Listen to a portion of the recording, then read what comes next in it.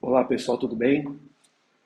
Bom, inicialmente feliz 2024 para todo mundo, que este ano seja repleto de realizações pessoais e profissionais, muita paz, muita saúde para todos. E com um certo atraso, eu estou gravando agora a correção das questões de direito penal e processo penal do 39º exame da OAB, o exame, a primeira fase, que foi aplicada no final do ano passado pela Fundação Getúlio Vargas. O modelo de prova utilizado é o modelo número 1, é a cor branca, então as questões estão numeradas de acordo com o modelo de prova número 1. Bom, então vamos agora às questões. A questão 57, a primeira de penal e processo penal, traz como enunciado: João completou 20 anos e foi colocado em liberdade após cumprir 3 anos de internação por medida socioeducativa em razão da prática de atos infracionais análogos a estupro e furto, conforme sentença proferida pelo Juizado da Infância e da Juventude de sua comarca. Ao ser solto da unidade de internação, foi preso em flagrante pela prática do crime de roubo, sendo que João nunca respondeu por outros crimes. Para fins deste novo processo, assinale a afirmativa correta. Bom, então aqui o examinador, provavelmente, só lendo o enunciado, quer saber se o candidato sabe distinguir a prática de ato infracional da prática de crime, se a prática de ato infracional gera reincidência, se aquele que pratica um crime após cumprir medida socioeducativa é primário ou não. Então, normalmente, as questões nesse modelo exigem esse tipo de conhecimento. Bom, a primeira alternativa: João é primário e com bons antecedentes ante a inaptidão de atos infracionais serem utilizados como circunstâncias judiciais ou induzir reincidência. Bom, essa é a alternativa correta, porque aquele que, de alguma forma, tenha praticado ato infracional, tenha cumprido medida socioeducativa, ao se tornar maior de idade, continua primário, não tem reincidência, porque o ato infracional não é reconhecido como crime. Aí a medida socioeducativa não é considerado pena. Tá? Então, a alternativa correta, a letra A. A letra B: João é reincidente e com maus antecedentes. Aqui já está errado, João não é reincidente. João é tecnicamente primário, porém com maus antecedentes. Também não. Aqui novamente. Maus antecedentes são aquelas condenações que o condenado já teve anteriormente, após o prazo de 5 anos. Se no prazo de 5 anos ele tiver nova condenação, ele é reincidente. Se passarem os 5 anos, então, isso conta como maus antecedentes. E a diferença aqui é importante, porque a reincidência funciona como uma agravante. Tá? E os maus antecedentes incidem na primeira fase, nas circunstâncias do crime, no artigo 59. E a alternativa D: João é reincidente ou com maus antecedentes, pois não é possível que a reincidência seja também considerada circunstância judicial, ainda que se tratem de condenações distintas. Não, no caso aqui, ato infracional não entra nem como maus antecedentes, nem como reincidência para fins criminais. Tá? Bom, a próxima questão: Maciel teve sua prisão temporária prolongada sem motivo justo e excepcionalíssimo por decisão de Xavier, diretor da unidade prisional em que Maciel estava custodiado. Esgotado o prazo legal para que ele fosse posto em liberdade, Xavier ignorou dolosamente o alvará de soltura por 5 dias, com o objetivo de prejudicar Maciel, seu inimigo declarado. Sobre o procedimento de Xavier, assinale a alternativa correta. Porque a gente percebe que o enunciado faz referência a uma finalidade específica, né, a um objetivo a ser atingido pelo comportamento. E aí, o que vem à cabeça, né, o chamado dolo específico, que é característico da lei de abuso de autoridade. A lei de abuso de autoridade tem diversos tipos penais, mas lá no início, né, tem uma regra geral de que aqueles comportamentos devem ser praticados com a finalidade de prejudicar a pessoa. Então, tem aqui a alternativa A: ele praticou o crime de abuso, crime de corrupção passiva privilegiada.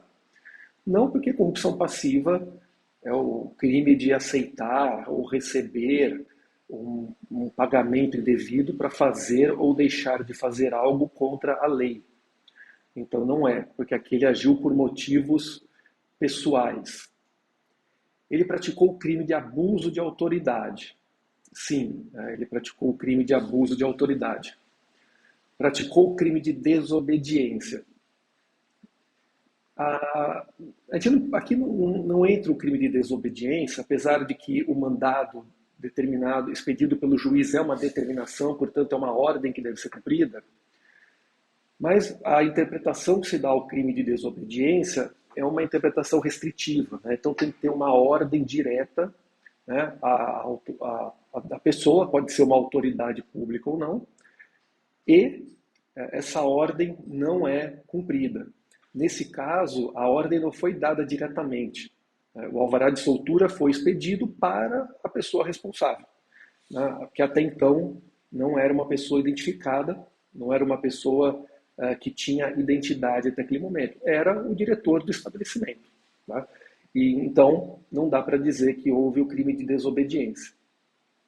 E não praticou crime algum, tendo em vista que o alvará de soltura foi cumprido. Também não, porque o fato de segurar o alvará de soltura, né, é suficiente para configurar abuso de autoridade. Tá? A partir do momento que a autoridade competente tem conhecimento do alvará de soltura, a pessoa, né, que está presa deve ser posta em liberdade imediatamente. Tá? Bom, a próxima questão, 59. Pablo, 13 anos, e Luiz, 19 anos. Só esse início aqui já traz um ponto importante, né? Tem um menor de idade, um menor de 18 e um maior de 18 envolvidos. Amigos de longa data decidiram cometer suicídio. Durante todo o período em que conversaram sobre o tema, sempre condicionaram a realização do ato à presença de ambos, sendo certo que diariamente um instigava o outro a praticar o ato. No dia combinado, os dois se dirigiram à principal ponte da cidade e se posicionaram no vão central. Afastados um do outro, apenas se olharam para iniciar a contagem até se jogarem. Os dois pularam ao mesmo tempo.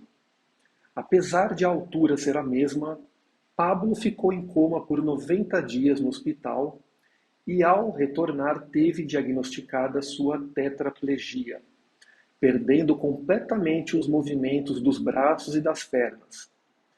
Luiz, por sua vez, sofreu apenas algumas escoriações. Vamos prestar atenção aqui nessa informação. Pablo, que era o menor de idade, o menor de 18, teve uma lesão corporal gravíssima. Ele perdeu os movimentos dos braços e das pernas. Né?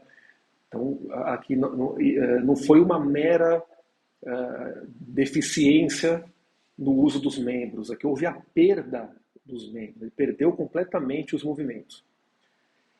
Então, houve aqui instigação de ambos. Né? Então, ambos instigaram um ao outro para a prática do suicídio.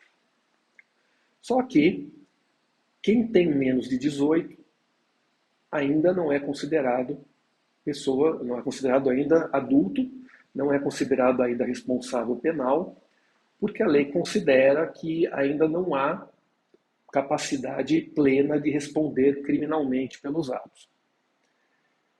E o seu amigo, Luiz, que tinha 19 anos, esse sim já era imputável, né, já tinha plenas condições de responder pelo crime praticado. Instigar, né, ao suicídio é crime. Né? Tentar praticar o suicídio ou praticar o suicídio não é crime, mas a instigação é crime. E aqui nós temos a peculiaridade, né, que o Luiz, com 19 anos, instigou Pablo, que ainda não tem plena formação, né, para decidir sobre seus atos. Então, em tese, Pablo responderia por ato infracional e Luiz responderia por crime.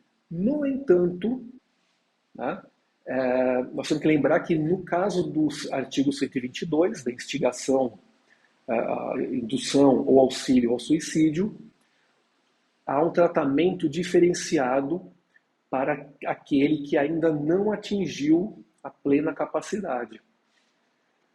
Então, o que acontece aqui? Luiz, ao instigar alguém que não tem ainda plena capacidade, pratica um crime, né, utilizando essa pessoa como instrumento. É o que chama de autoria mediata.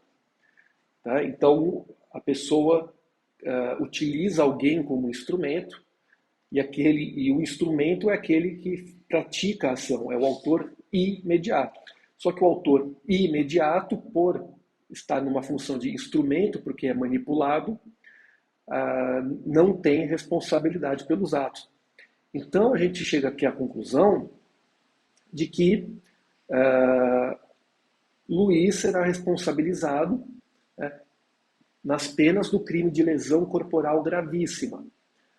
Porque aqui o crime de lesão corporal foi praticado por Luiz enquanto autor mediato e Pablo, autor imediato. Só que Pablo não responde por ser menor de idade, né? Então ele é mero instrumento e Luiz, que é plenamente responsável, responde pelo crime de lesão corporal gravíssima.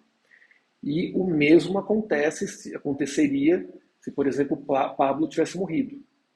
Se Pablo tivesse morrido, Luiz responderia por homicídio, por manipular Pablo, que é, nesse momento, um instrumento, né? Alguém que não responde pelos seus atos. Bom, próxima questão.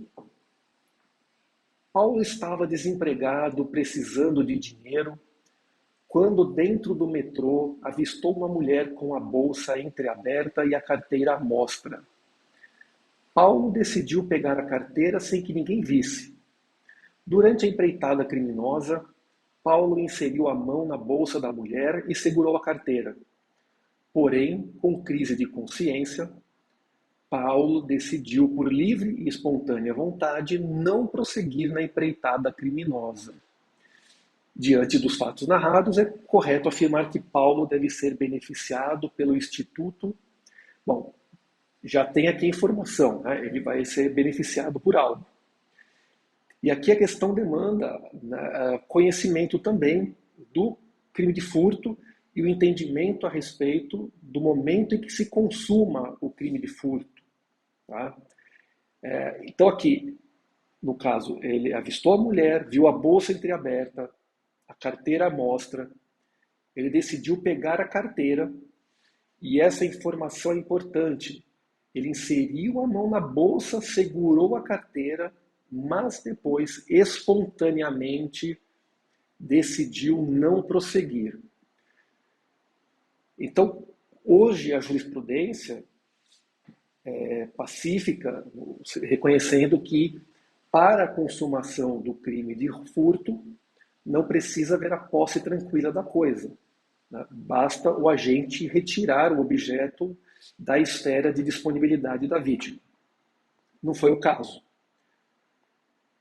Quando ele coloca a mão, né, e segura a carteira, a gente pode dizer que houve início dos atos de execução. E, posteriormente, ele desistiu de prosseguir no comportamento, não por motivos alheios à sua vontade, mas por decisão própria, né, voluntariamente. Então, não dá para dizer que houve tentativa, né, porque a tentativa seria a interrupção dos atos de execução por motivos alheios à vontade do agente. E nesse caso não foi. Arrependimento posterior. Bom, o arrependimento posterior ocorre quando o crime já está consumado e esse crime consumado, né, que é praticado sem violência e sem grave ameaça, em momento posterior o agente repara o dano causado, restitui a coisa, e aí a pena é reduzida. Tá? Então sobram duas aqui, desistência voluntária e arrependimento eficaz. Bom, o arrependimento eficaz, que não se confunde com arrependimento posterior, ocorre quando o agente esgota todos os atos de execução, mas impede a ocorrência do resultado. Tá? Então, há uma espécie de arrependimento depois que todos os atos de execução que o agente pretendia praticar foram praticados. Mas aí, antes de ocorrer o resultado, o agente desiste de prosseguir. Já o arrependimento, a desistência voluntária, ocorre quando, ao início dos atos de execução, e antes de esgotar os atos de execução, o agente interrompe a sua conduta e, portanto, não chega à consumação do crime. Então, nesse caso, houve a desistência voluntária, né? Porque ao colocar a mão na bolsa, para ter a posse da carteira e para a consumação, havia ainda a necessidade de tirar a carteira, né, tirar o objeto da esfera de vigilância ou de disponibilidade da vítima. Então, nesse caso, também não há que se falar em tentativa, não há que se falar em desistência voluntária, nem arrependimento posterior. Por isso, a importância de saber, né, se houve ou não a consumação, né, se houve interrupção dos atos de execução, se essa interrupção foi voluntária ou foi involuntária. Sendo involuntária, então, por motivos alheios à vontade do agente, nós temos a tentativa. E, no caso do arrependimento eficaz, há o esgotamento dos atos de execução, mas antes de atingir o resultado, o agente atua para que aquele resultado lesivo ao bem jurídico não aconteça. Bom, a próxima questão, a 61, Caio, lutador de MMA, estava na praia quando viu uma senhora ser agredida por um terceiro. Caio foi em direção ao agressor e tentou persuadi-lo a parar com as agressões, mas o agressor não deu ouvidos e continuou a agredir a senhora. Desta forma, Caio não viu outra alternativa a não ser desferir um soco no agressor para afastá-lo da senhora e imobilizá-lo em seguida até a chegada da polícia. Diante do exposto, a conduta de Caio poderá ser beneficiada pela exclusão da... Bom, aqui a banca aqui exige o conhecimento da estrutura do delito, né? O crime como fato típico, antijurídico e culpável. Então aqui precisa conhecer a estrutura do tipo, né, que é o comportamento, nexo de causalidade, imputação objetiva e resultado. O tipo subjetivo, que é o dolo ou culpa. A antijuridicidade, que é a contrariedade ao ordenamento jurídico, que é a ausência de uma causa de justificação. E a culpabilidade, que pressupõe imputabilidade, potencial conhecimento da ilicitude e exigibilidade de conduta diversa. Aqui é o caso em que há um bem jurídico sofrendo uma agressão, né, e para cessar essa agressão, outro bem jurídico foi afetado. Então, o bem jurídico aqui é a integridade física da vítima, uma senhora, entra em conflito com a integridade física do agressor. Bom, quando há um conflito entre bens jurídicos e um deve ser sacrificado para proteger outro, nós temos que analisar o seguinte: esses bens jurídicos têm igual valor, né? Ou o bem jurídico sacrificado tem valor inferior ao bem jurídico que se quer proteger, ou o bem jurídico sacrificado tem valor maior do que o bem jurídico que se pretende proteger. Isso é importante porque, apesar de não ter previsão no Código Penal, a doutrina e a jurisprudência reconhecem que, em alguns casos, o excesso das causas de justificação podem excluir a culpabilidade ou reduzir a culpabilidade pela inexigibilidade de conduta diversa. Agora, quando estão presentes os requisitos da causa de justificação, então nós temos uma excludente de ilicitude, né, ou antijuridicidade. Agora, tem duas alternativas, né? A excludente da ilicitude em razão do exercício regular de um direito ou a ilicitude pela legítima defesa. Bom, o exercício regular de um direito pressupõe que no ordenamento jurídico exista uma norma que autoriza o agente a praticar o fato típico. Então, é uma lei que autoriza o indivíduo a lesar o bem jurídico. Já na legítima defesa, é o caso em que há uma agressão injusta, né, ou iminente, e para repelir essa agressão injusta ou iminente, o agente, né, que se defende ou defende terceiros faz uso dos meios moderados, ou seja, necessários, né, proporcionais.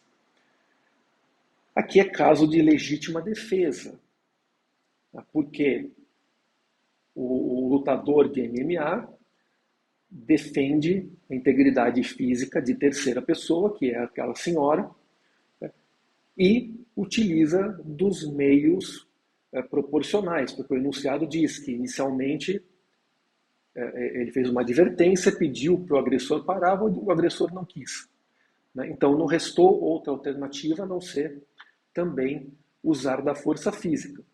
E veja que o enunciado diz, né, ele usou da força física para imobilizar e chamou a polícia. Então ele não houve uma agressão além da necessária para cessar a prática contra a senhora, né, a agressão contra aquela senhora. Bom, aqui a questão 62. Paulo nasceu em outubro de 1990.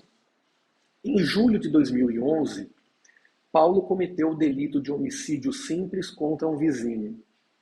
O Ministério Público ofereceu denúncia no ano de 2022. Sobre a hipótese apresentada, assinale a afirmativa correta.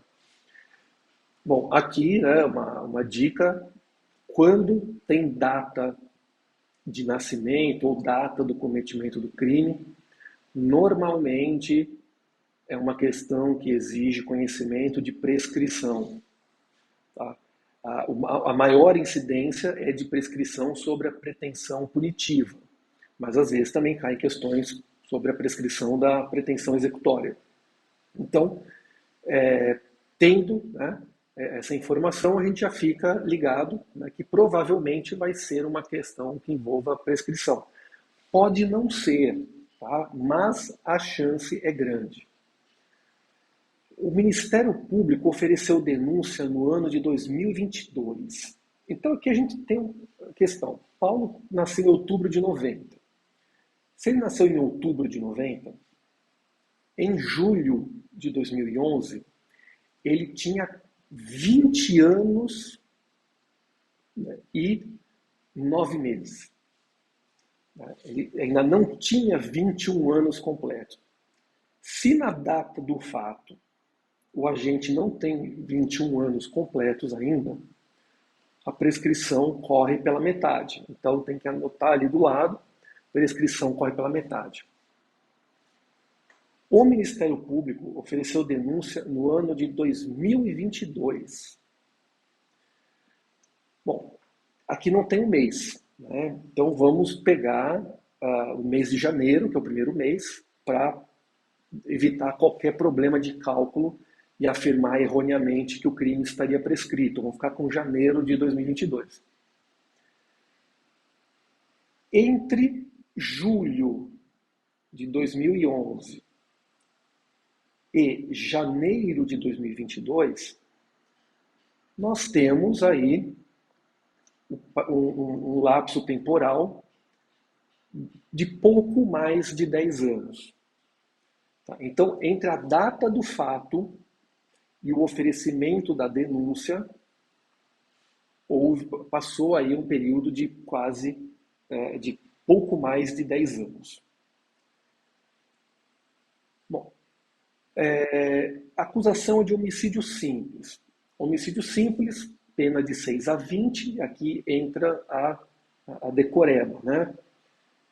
Se a pena máxima é de 20 anos, então a prescrição ocorre em 20 anos.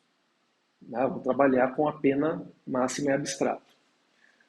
Aí tem que decorar lá os números do artigo 109. Né? Então, prescrevendo em 20 anos, a gente tem que lembrar que para Paulo esse prazo corre pela metade, 10 anos. Então, entre a data do fato e o oferecimento da denúncia, não pode correr um prazo superior a 10 anos. Então, a gente chega à conclusão de que em julho de 2021 era o prazo máximo para o oferecimento da denúncia. Tá? E aí, analisando aqui as questões, a gente vê que logo a primeira diz: ocorreu a prescrição da pretensão punitiva no ano de 2021, pois no caso de Paulo a prescrição é reduzida pela metade. Tá? Então, aqui a alternativa correta é a letra A. A alternativa B fala que a prescrição ocorre em 20 anos, e está errado, porque aqui a prescrição corre pela metade. Por se tratar de crime hediondo, aqui já tem a primeira informação errada, porque o homicídio simples só é crime hediondo se praticado em grupo de extermínio. Tá? O prazo prescricional é acrescido de 1/3, também está errado. E por se tratar de crime hediondo, o crime cometido por Paulo é imprescritível. Também não, porque os crimes imprescritíveis são aqueles que têm previsão constitucional, que são crimes de racismo, e os crimes contra o Estado Democrático de Direito. Então, aqui a questão envolvia a capacidade de decorar aqueles prazos todos que estão no artigo 109 do Código Penal e lembrar que a prescrição corre pela metade quando o agente tem menos de 21 na data do fato ou quando já tem 70 no dia em que a sentença é proferida. Tá?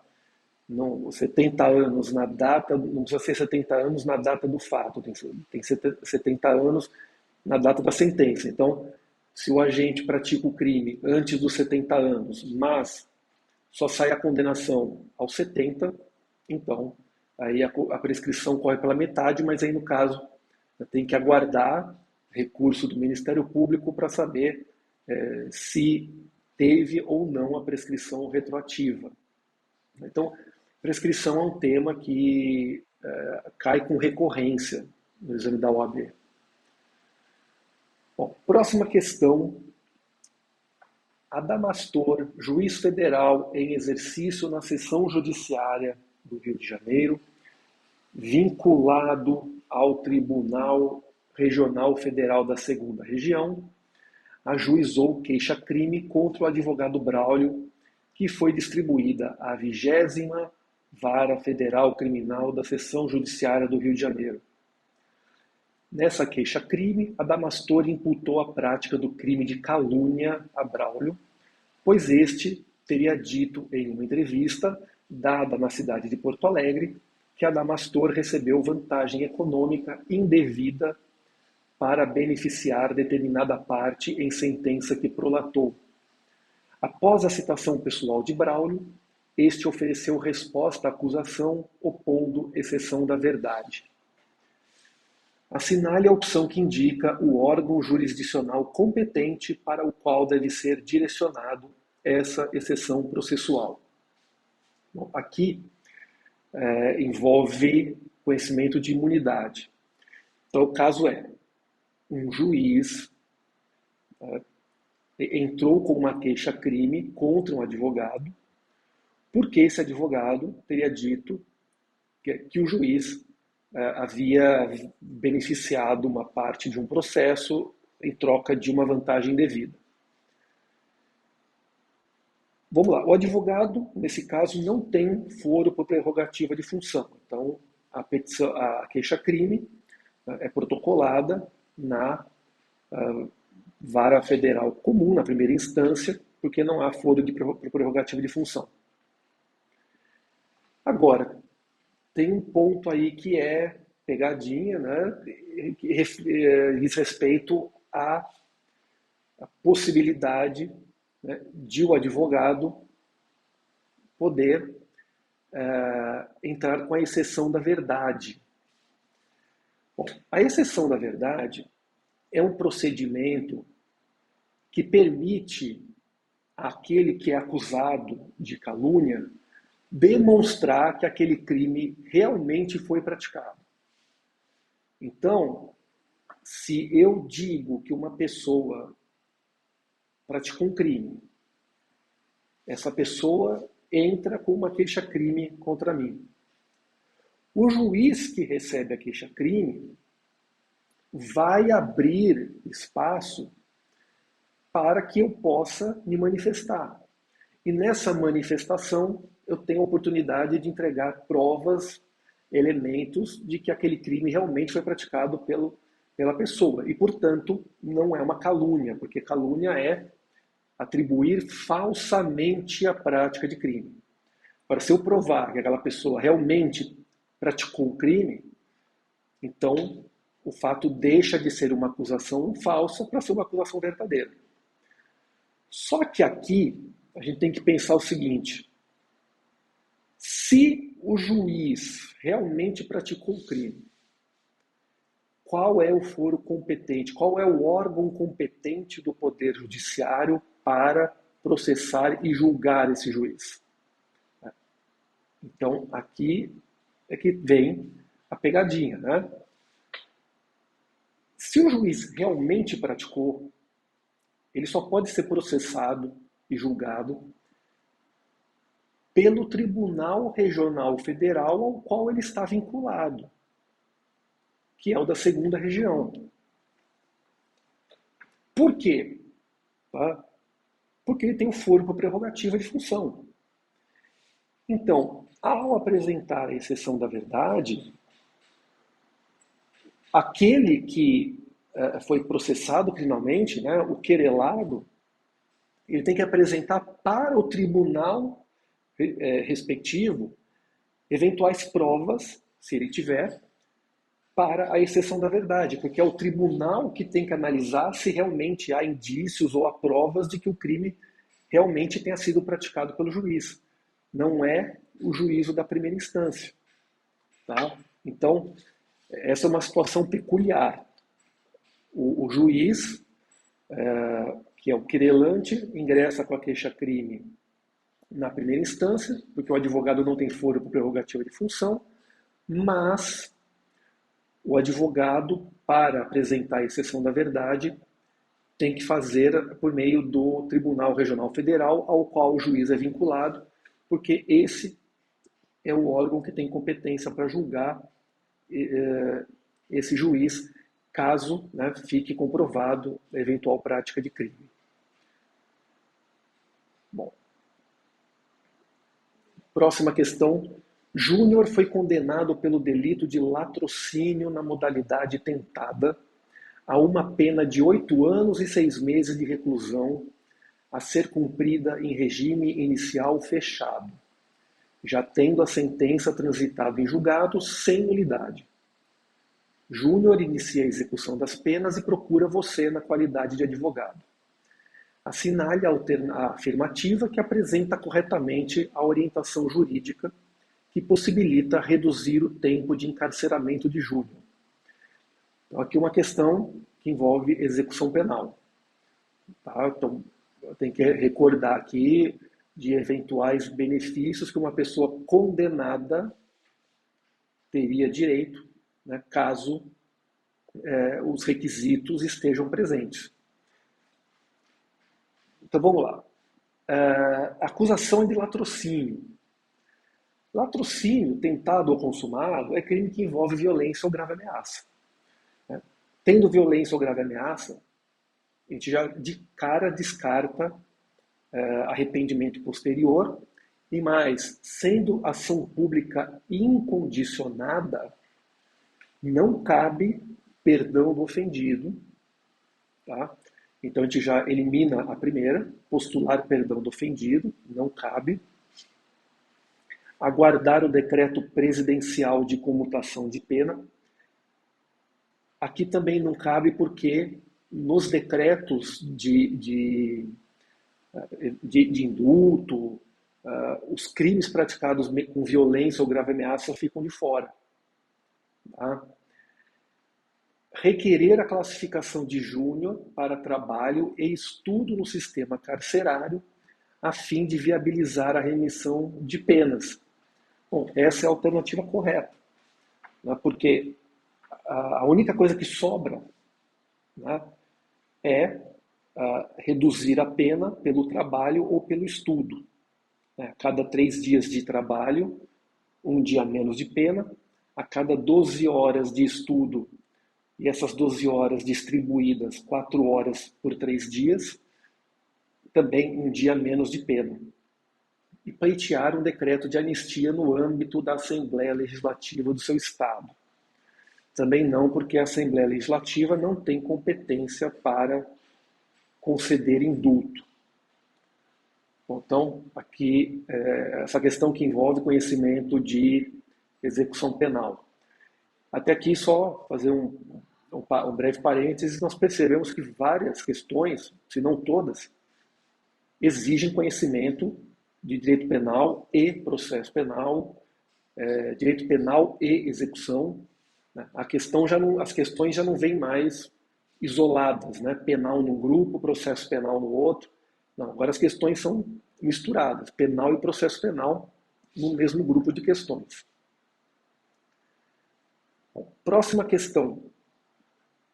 Oswaldo foi denunciado pela prática do crime de estelionato em coautoria com Flávio.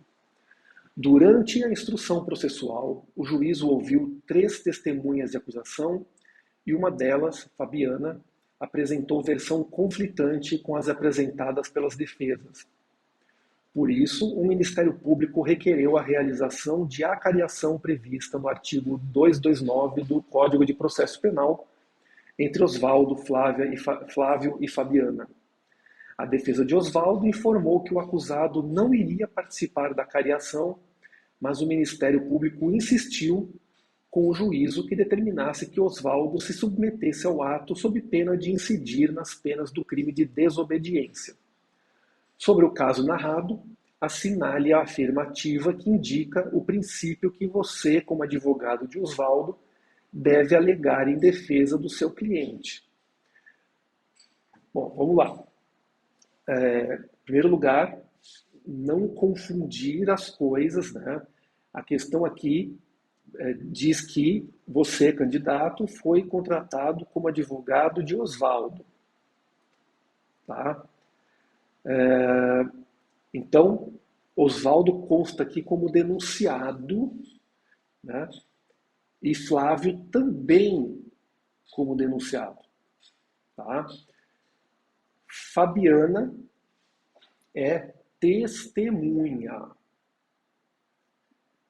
Então vamos lá. Quando se fala em princípios do processo penal, garantias do processo penal, nós temos que lembrar que existe a presunção de inocência, que é o mais importante de todos, porque daí irradiam os demais. Da presunção de inocência, então, deriva a ampla defesa, a proibição de produzir prova contra si mesmo, né? O direito ao silêncio, que não pode ser interpretado como prova contrária. Então, tudo isso deve ser levado em consideração. Vai ter que lembrar desses princípios aqui. O Ministério Público quer que Oswaldo seja obrigado a participar da oitiva. Bom, só que ele foi denunciado, ele é réu. Como réu, nem ele nem Flávio podem ser obrigados a falar. Eles podem até comparecer ao ato, à audiência e ficarem quietos. Eles podem responder a uma só pergunta, responder a duas, responder a todas, não responder a nada. Eles é que decidem, né, se determinada resposta pode prejudicar ou não o seu direito à defesa, né, se determinada resposta vai ou não produzir prova contra si mesmo. Então, a primeira alternativa diz que aqui deve invocar o princípio da ampla defesa, vedada a realização de acariação entre testemunhas de defesa e de acusação, pois cada parte tem o ônus de provar os fatos que alega. Não, a acariação entre testemunhas de defesa e de acusação é possível, né? Até porque quando o juiz aceita a testemunha, seja da defesa, seja da acusação, essa testemunha passa a ser testemunha do processo. Né? Então, nada impede que haja essa acariação. Pode ser alegado de fundamentação das decisões que, ao determinar a realização de uma prova, o juízo indique concretamente as razões que a justifiquem sob pena de nulidade. Aqui não, a acariação aqui não é a realização de um meio de prova. Aqui a acariação é o esclarecimento para saber quais dos depoimentos qual depoimento está errado, se está correto, se a testemunha mentiu ou não. Então não é a realização de nova prova. O da presunção de inocência, que impede a participação do réu em procedimento de acariação, ainda que a ele se apresente voluntariamente. Bom, o princípio da presunção de inocência é o princípio mais importante aqui, mas ele não impede a participação do réu. O princípio da presunção de inocência diz que o réu tem a faculdade de participar dos atos do processo, de falar o que ele quiser. Então está errado aqui. E o da não autoincriminação ampara a pretensão de Oswaldo de não se submeter à produção de provas que exigem produção ativa do denunciado, tal como a acariação. Então, essa é a alternativa correta. Veja, o réu não pode ser obrigado a participar do ato. Ele não pode ser obrigado a falar. Ele pode falar se quiser. Ele pode participar da audiência se quiser. Ele pode participar do interrogatório se quiser. Mas ele não é obrigado. Então, deve ser dada a oportunidade de participar. Se o réu quiser ou não, aí já é outro problema. Bom, Encerrando aqui as últimas, Fabrício foi preso em flagrante pela prática do crime de roubo, tendo havido a regular conversão do flagrante em prisão preventiva. Contudo, passados mais de 2 anos, a instrução processual não logrou finalizar a oitiva das testemunhas de acusação, pois o Ministério Público insiste na oitiva de policiais que constantemente faltam à audiência por motivos pessoais, alegando férias e licença. Fabrício permanece preso preventivamente, o que ensejou a impetração de habeas corpus para o Tribunal de Justiça competente. O Tribunal de Justiça, em decisão colegiada, denegou a ordem de habeas corpus. Identifique corretamente a medida judicial a ser proposta para o caso narrado. Então vamos lá, a gente tem que pensar o seguinte: o habeas corpus é uma ação autônoma de impugnação. Né? Sendo uma ação autônoma de impugnação, há uma nova relação jurídica da decisão do órgão, do órgão, seja do tribunal, seja da primeira instância, seja do tribunal superior. Da decisão pode-se afirmar se houve ou não houve constrangimento legal. Tá? Aqui houve a impetração de habeas corpus, houve uma decisão, tá? E aqui é bem explícito, né? Houve a decisão colegiada, então não houve liminar, não foi liminar, já foi uma decisão de mérito, denegou a ordem. Bom, então, se a ordem foi denegada, né, houve julgamento de mérito, só cabe agora recorrer para o órgão superior ao Tribunal de Justiça, né, que neste caso é o Superior Tribunal de Justiça. Só que, no caso do habeas corpus, há uma lei própria, né, nós temos a lei dos tribunais superiores, que prevê o chamado recurso ordinário constitucional, que é dirigido exclusivamente aos tribunais superiores para impugnar decisões que não concedem habeas corpus. Tá? Então, o que resta, né, é recorrer por meio do recurso ordinário constitucional ao STJ. Tá?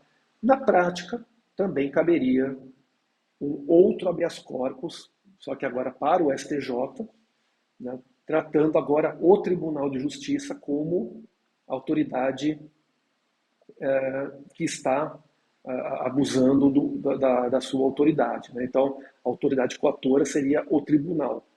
Né? Mas, como não tem alternativa nesse sentido, né, a única cabível e que está correta é a primeira. Continuando, André Primário subtraiu o computador de Gustavo enquanto ele estava distraído em via pública em uma sexta-feira. Na terça-feira da semana seguinte, após consultar as câmeras de vigilância, Gustavo indicou André como o responsável pela subtração e acionou a Polícia Civil, que, com base nas declarações de Gustavo, abordou André em via pública e com ele encontrou o computador subtraído dias antes. André foi então preso em flagrante pelo delito de receptação na modalidade conduzir produto de furto. As penas do furto e da receptação são de 1 a 4 anos. Como advogado de André, assinale a afirmativa correta. Então vamos lá. Tá? Nós temos aqui uma situação em que a vítima teve um objeto furtado e esse objeto foi encontrado com uma pessoa que posteriormente a vítima reconheceu como sendo o autor do furto. Tá? Então, a mesma pessoa, tá? Que no caso aqui, André, a mesma pessoa subtraiu o computador, né? Praticou o furto e posteriormente estava com esse computador quando foi abordado pela polícia. Tá? E vejo aqui, né, o enunciado diz: na terça-feira da semana seguinte, após consultar as câmeras de vigilância. Então, o crime aconteceu na sexta, então passou sábado, domingo, segunda, terça. Bom, será que tem flagrante aqui? Será que podemos dizer que teve flagrante porque o agente foi preso logo após, né, numa situação que seja possível presumir ser ele o autor do crime? Então, essas questões foram exigidas aqui, então, não só conhecimento de direito penal, mas também de direito processual. Então, se exige o quê? Conhecimento de que, primeiro, no crime de furto, né, não há necessidade de ter a posse tranquila da coisa para a consumação. O furto aconteceu na sexta e a prisão ocorreu na terça. E outro ponto importante, né? Aquele que pratica o crime e depois sim está com a coisa que foi objeto do crime anterior, então, no caso aqui, André praticou o furto e ele próprio estava com o computador. Fazer uso da coisa, nesse caso, é exaurimento do crime. Então, lembrar o seguinte: receptação é praticada por alguém que adquire produto do crime. Mas produto de crime de quem? De outra pessoa. Se o próprio agente pratica o crime, adquire a vantagem, o objeto, e faz uso desse objeto, não tem receptação. Aqui nós estamos tratando de exaurimento, de pós-fatum impunível. Tá? É claro que quando o agente subtrai a coisa e faz uso, desgasta a coisa, isso interfere na aplicação da pena, na quantificação da pena. Mas não significa que há concurso de crimes, há um crime só. Então, se não teve o crime de receptação, nós chegamos à conclusão que não houve flagrante, porque o furto já havia acontecido, não houve a perseguição, não houve o flagrante logo após a consumação, mas sim dias depois. Então não tem flagrante, porque o agente, André, só responde pelo furto, não pela receptação. Então, a única alternativa aqui é a primeira.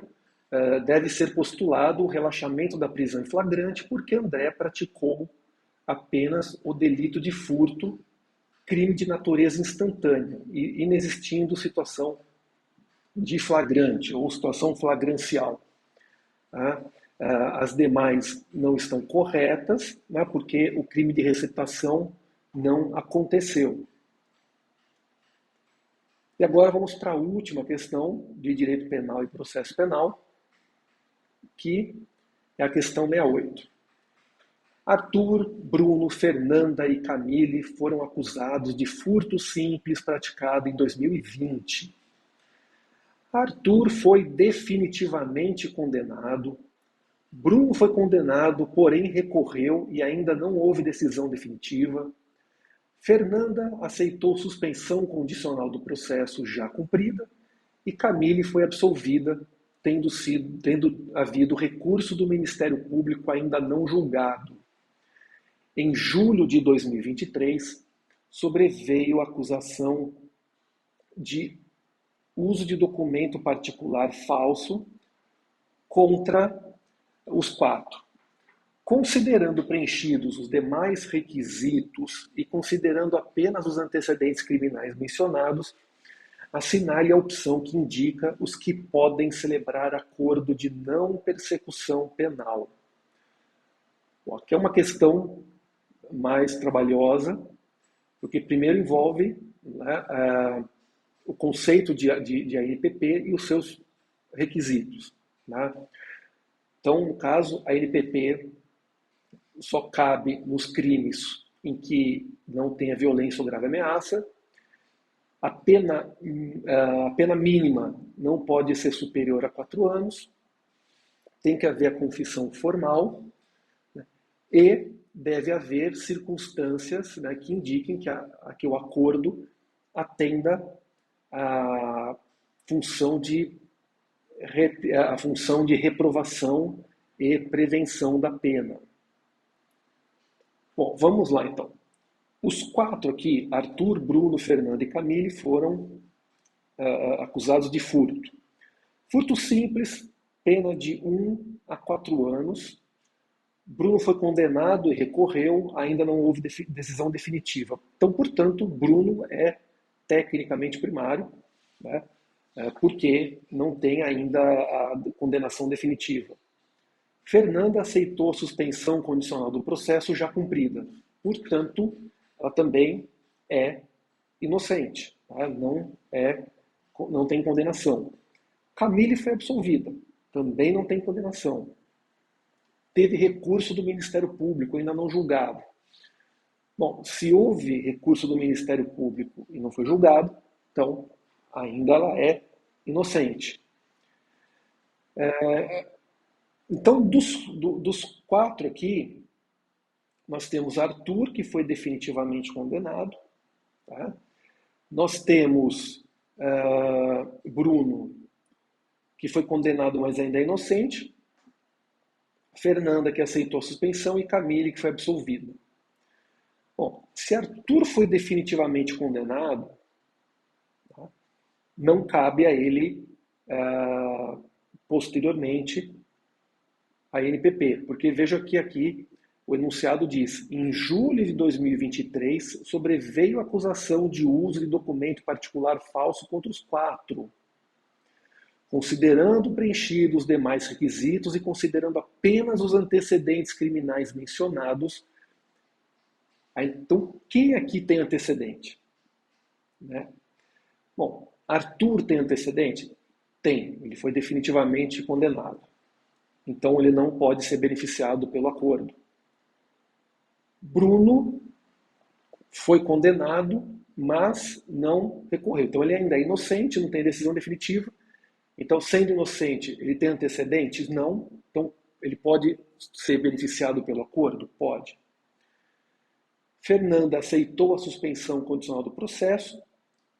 Então, Fernanda não é condenada, porém, por ter aceitado a suspensão condicional do processo, o próprio artigo, o artigo 28A, diz que não cabe a NPP.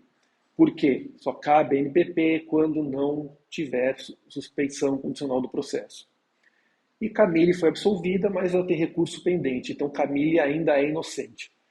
Então, concluindo aqui, só Bruno e Camille é que podem ser beneficiados pelo acordo de não persecução penal. Bom, eu fico por aqui. O vídeo aqui deu quase 1 hora. Espero que vocês tenham gostado, espero que tenha sido útil para o estudo, para aqueles que vão fazer novamente ou para aqueles que vão fazer pela primeira vez. Né? Para quem vai fazer pela primeira vez, uma boa prova. Para quem vai fazer novamente, desejo que alcance o seu objetivo, né, de aprovação, e nos encontramos em uma outra oportunidade. Para quem quiser me seguir no Instagram, @Martinelli João Paulo. Tá bom, pessoal? Um abraço a todos e bons estudos.